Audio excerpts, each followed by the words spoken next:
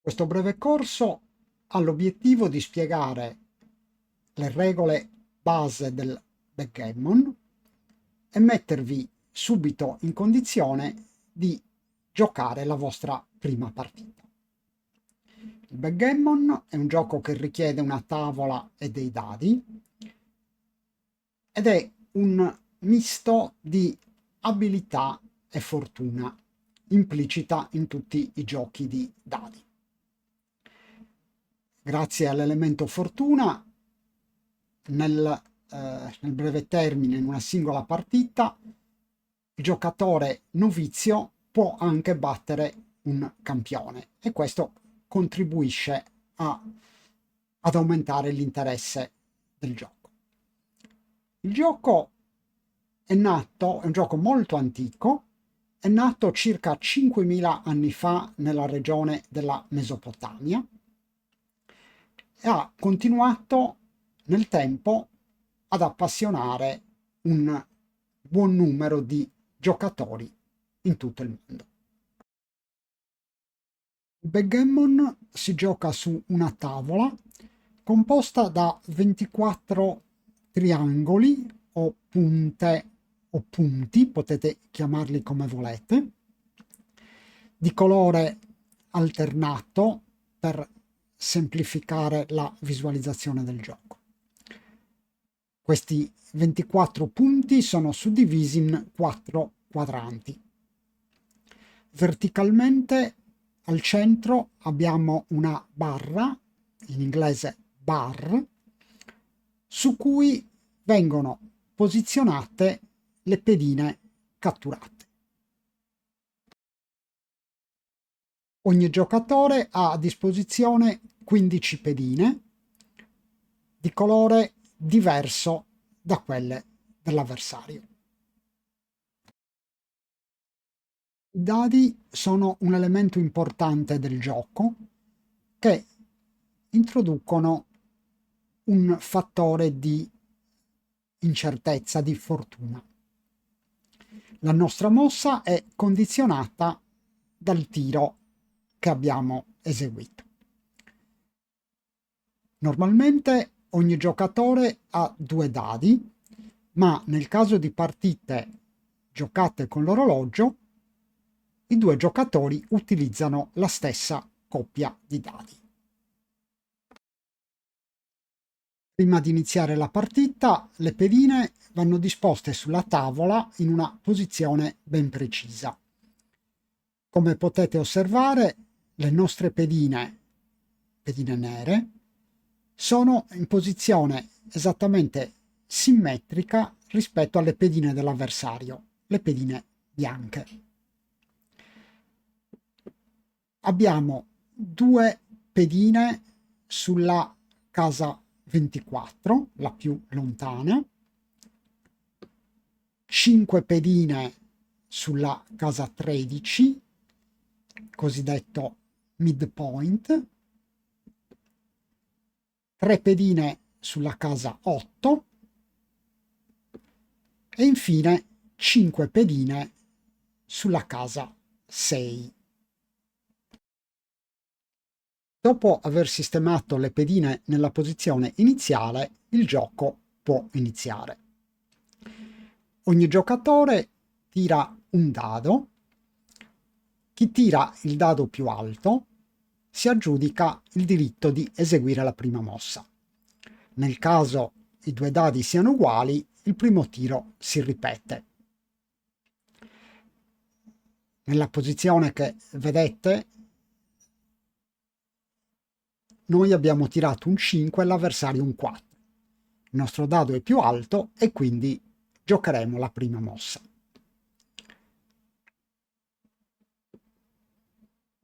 Come si esegue la mossa? La mossa dipende dai dadi che abbiamo tirato. Qui dobbiamo giocare un 5-4.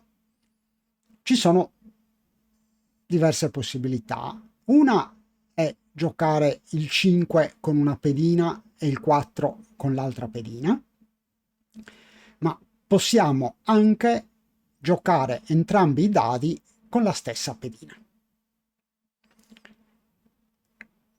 Per le mosse successive abbiamo visto che per la prima mossa dadi uguali si ripete il tiro. Un dado doppio ha una particolarità.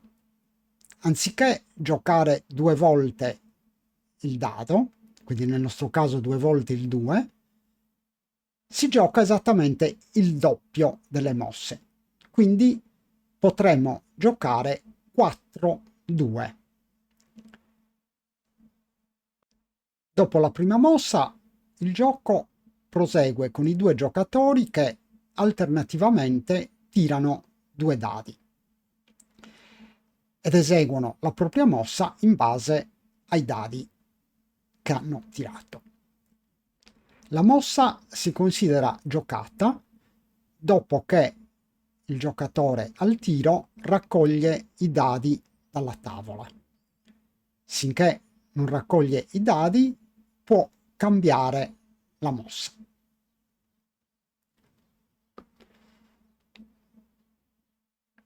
Una cosa importante da notare è che le nostre pedine non possono andare sulle case occupate dall'avversario, occupate dalle pedine avversarie. Quando una casa è occupata dalle pedine avversarie? Quando ci sono almeno 2 pedine in quella casa.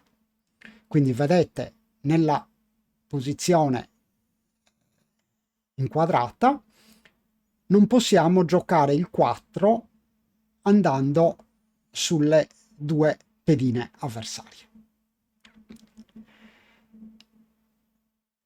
Non è possibile neanche passare sulle case occupate dall'avversario. Che cosa intendiamo per passare? Vedete, qui abbiamo tirato un 5-4, quindi non possiamo tirare il 5 e poi il 4 con la stessa pedina, perché passeremo su una casa occupata dall'avversario. E non è possibile in questo caso neanche giocare prima il 4 e poi il 5 per lo stesso motivo, perché le case di passaggio sono occupate dall'avversario. Abbiamo detto che non possiamo spostare una nostra pedina su una casa occupata dall'avversario, cioè una casa in cui l'avversario ha almeno 2 pedine. Ma che cosa succede se nella casa di arrivo della nostra pedina l'avversario ha una sola pedina? In questo caso si dice che colpiamo la pedina avversaria, cioè noi andiamo sulla casa di arrivo con la nostra pedina, mentre la pedina avversaria viene posta sul bar, sulla barra al centro della tavola, e deve rientrare dalla nostra casa interna, quindi dal punto più lontano per raggiungere la casa interna dell'avversario, prima di poter eseguire altre mosse. Quindi, ad esempio, supponiamo di avere colpito la pedina avversaria e che l'avversario tiri un 5-3. Non potrà giocare il 3 perché la casa corrispondente è occupata da 2 nostre pedine, e non potrà giocare neanche il 5 perché anche la casa corrispondente è occupata dalle nostre pedine. Quindi in questo caso non potrà eseguire alcuna mossa e dovrà passare il turno. Quindi non perderà appunto il diritto a giocare. Questo che cosa comporta? Che se noi riusciamo a catturare una pedina avversaria e nello stesso tempo a occupare tutte le punte della nostra casa interna, questa posizione si definisce come tavola chiusa, L'avversario non potrà giocare finché non libereremo una delle case. Quando abbiamo portato tutte le pedine nella nostra casa interna, possiamo iniziare la fase finale, la fase cosiddetta di levata o bear off in inglese. Cioè possiamo iniziare a portare fuori le nostre pedine dalla tavola. In questo caso, con un 6-4, possiamo portare fuori una pedina dalla casa 6 e una pedina dalla casa 4. Se abbiamo ancora una o più pedine fuori dalla nostra casa interna, non possiamo ancora iniziare a portarne fuori. Quindi, in questo caso, sempre col 6-4, dobbiamo per primo portare la pedina dalla casa 7 alla casa 4 e poi possiamo portare fuori la nostra pedina dalla casa 6. Contrariamente a quello che capita in altri giochi, come ad esempio il gioco dell'oca, quando stiamo portando fuori le pedine, se tiriamo un tiro più alto di quello che ci serve, in questo caso il 6, mentre la nostra pedina più lontana ha bisogno di un 5 per uscire, non rimbalziamo, come capita nel gioco dell'oca, ma possiamo giocare il 6 come se fosse un 5, cioè portiamo fuori tranquillamente la nostra pedina dalla casa 5. Quindi in questo caso tiriamo fuori due pedine, una dalla casa 5 e una dalla casa 4.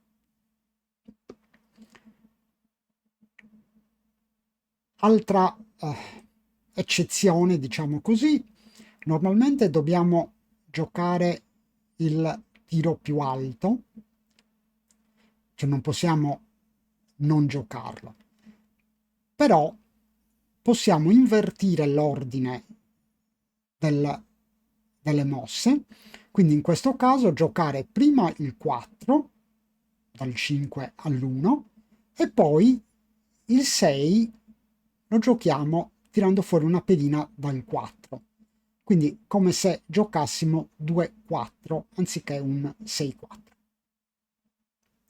Questo è un caso un po' particolare, in questo caso non abbiamo nessun vantaggio, anzi ci conviene portare fuori due pedine. In altri casi può essere utile sfruttare questa opportunità, però questo è un concetto già un po' più avanzato, potete per il momento tralasciarlo. Quando portiamo fuori tutte le pedine, in questo caso col 4-1 possiamo portare fuori le ultime due pedine, abbiamo vinto la partita. Se portiamo fuori tutte le nostre pedine prima che l'avversario ne abbia portato fuori almeno una, la nostra vittoria vale doppio. Si dice che abbiamo vinto Gammon. Se riusciamo a portare fuori tutte le nostre pedine quando l'avversario, oltre a non averne portato fuori nemmeno una, ne ha ancora almeno una nella nostra casa interna, la nostra vittoria vale triplo.